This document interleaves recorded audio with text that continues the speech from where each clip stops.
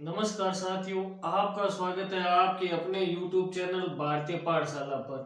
हम बात कर रहे थे समकालीन विश्व में सुरक्षा, जिसमें हमने सुरक्षा की धारणा तथा सुरक्षा की परिभाषा के बारे में चर्चा की थी।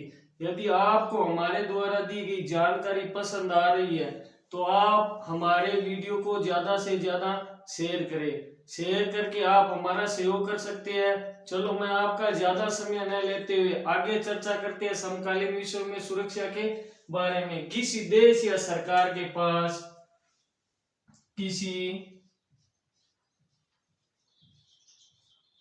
देश या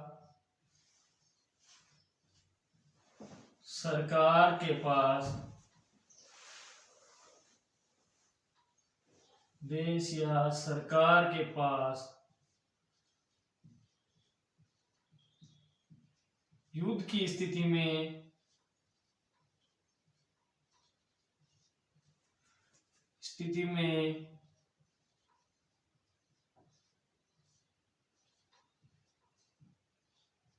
तीन रास्ते होते हैं।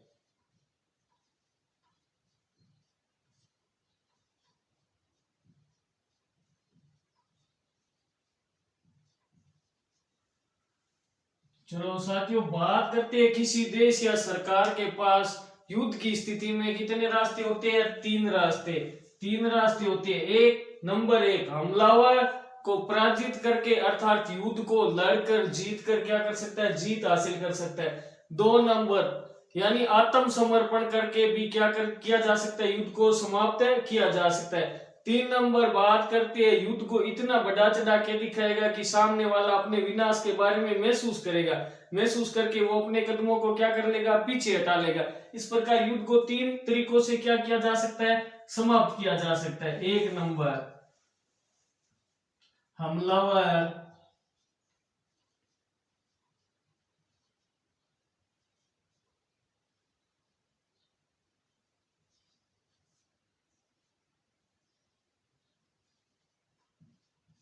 हमलावर को पराजित करके अर्थात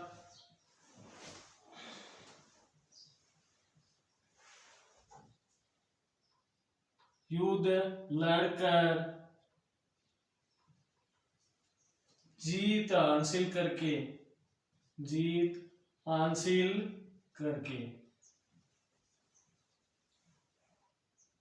यानी रास्ता नंबर 1 है, किसी देश या सरकार के पास युद्ध की स्थिति में 3 रास्ते होते हैं। रास्ता नंबर 1, हमलावर को क्या कर सकता है, पराजित कर सकता है, अर्थात युद्ध को क्या किया जा सकता है, लड़कर जीतकर हासिल किया जा सकता है। नंबर 2, आत्मसमर्पण करके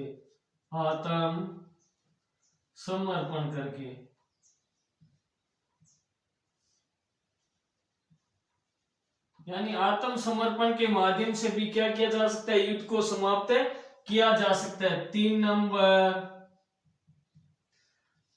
दूसरे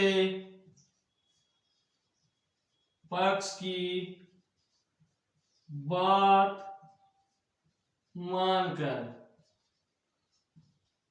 यानी दूसरे पक्ष की बात मानकर भी क्या किया जा सकता है, युद्ध को समाप्त किया जा सकता है। या फिर युद्ध के परिणाम को दूसरे पक्ष को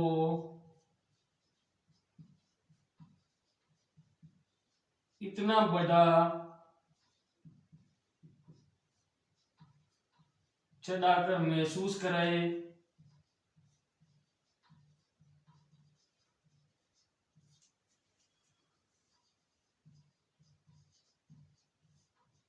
कि वो युद्ध के परिणाम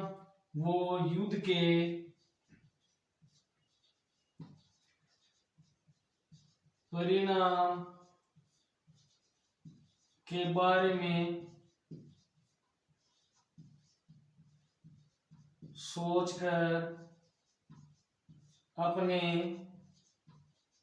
कदम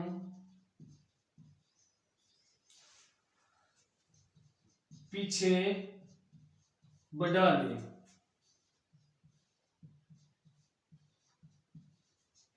यानी साथियों किसी देश या सरकार के पास युद्ध की स्थिति में कितने रास्ते होते हैं? 3। हमलावर को क्या करके? पराजित करके, यानी हमलावर को हरा के अर्थात युद्ध लड़के जीत हासिल करके।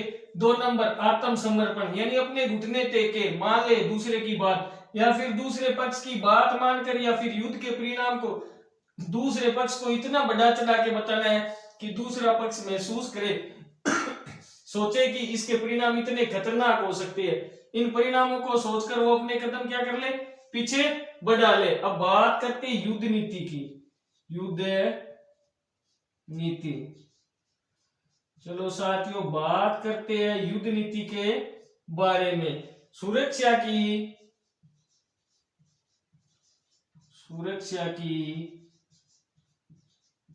परंपरागत धारणा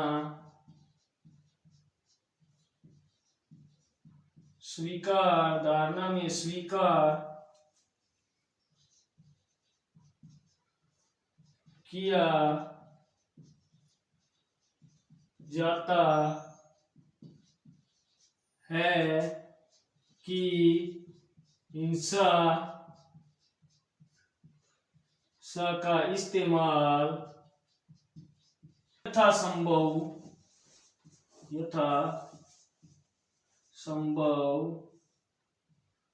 नहीं करना चाहिए।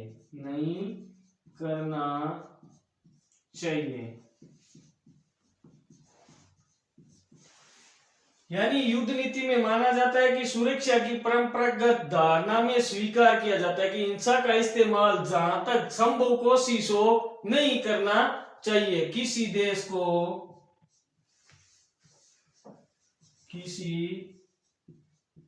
देश को युद्ध उचित कारणों जैसे आत्मरक्षा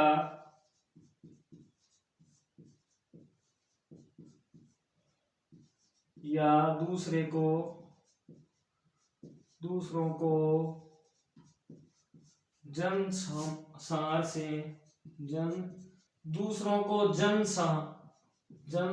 से बचाने के लिए करना चाहिए।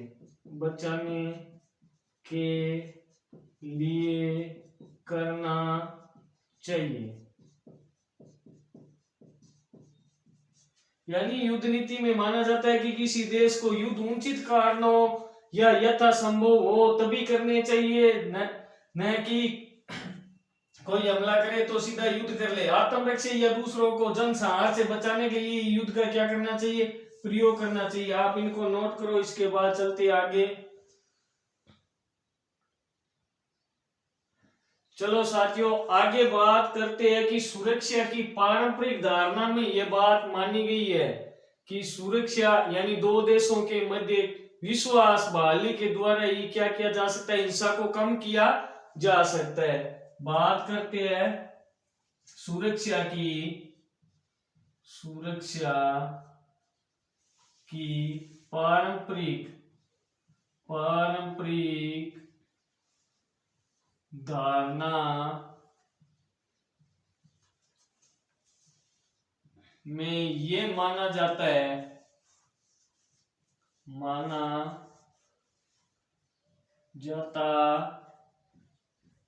है कि देशों के मध्य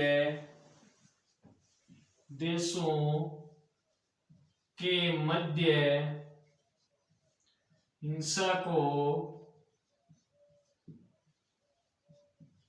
विश्वास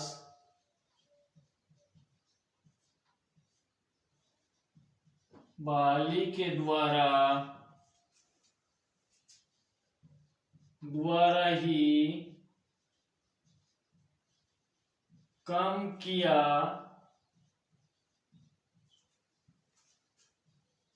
जा सकता है या कम की जा सकती है। कम की जा सकती है। सुरक्षा की पारंपरिक धारणा में यह माना जाता है कि देशों के मध्य हिंसा को विश्वास बहाली के द्वारा ही कम की जा सकती है। यानी एक राष्ट्र है वो दूसरे राष्ट्र पर क्या करेगा, विश्वास करेगा, यानी विश्वास के द्वारा ही क्या किया जा सकता है, हिंसा को कम किया जा सकता है। यदि विश्वास नहीं करेगा तो वो क्या होगा, हिंसा का कारण बनेगी। यानी एक राष्ट्र दूसरे राष्ट्र पर क्या करेगा, विश्वास करेगा, उसके द्वारा हिंसा को क्या किया जा सकता है, कम किया जा सकता है। सुरक्षा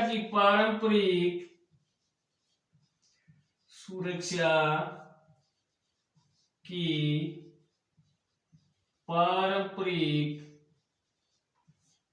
धारणा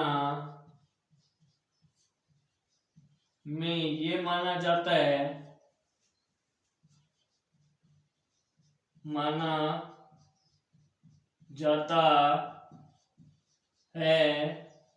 कि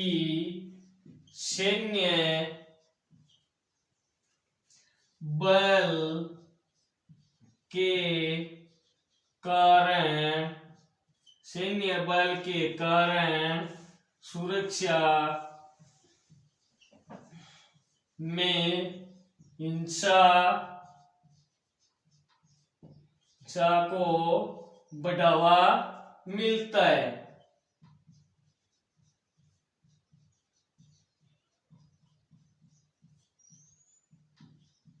तथा सैन्य बल के कारण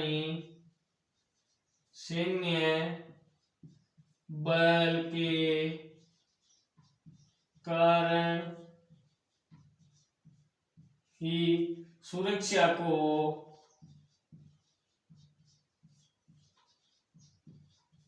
कायम रखी जा सकती है।